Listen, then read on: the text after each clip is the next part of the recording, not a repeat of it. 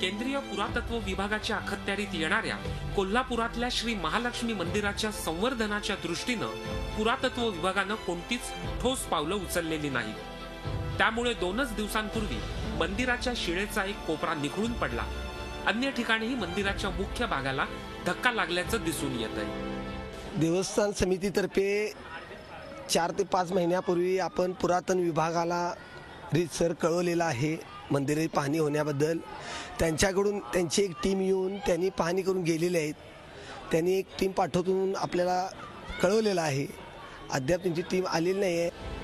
मोठ्या काळ्या पाषाणाच्या शिळेवर शिल्पकाम आणि नक्षीकाम करून मंदिराचं बांधकाम करण्यात आलंय। मंदिराभोवती काळ्या पाषाणात कोरलेल्या मूर्ती सजीव वाटाव्यात इतक्या सुंदर आहेत,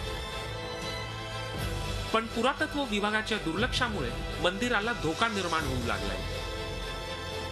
मंदिराचा जो भाग ढासळला जातो तो छोटे छोटे भाग जरी ढासळले तर त्याच्याकडे तितक्याच गांभीर्याने पाहिलं पाहिजे, कारण आंतरआडक पद्धतीने मंदिर बनवलेलं असल्यामुळं एक भागाला नुकसान पोहोचलं तर त्याच्या आसपासच्या भागांना निश्चितच नुकसान पोहोचू शकतं। मंदिरावरती अनेक ठिकाणी पिंपळाची झाडं उगवली आहेत।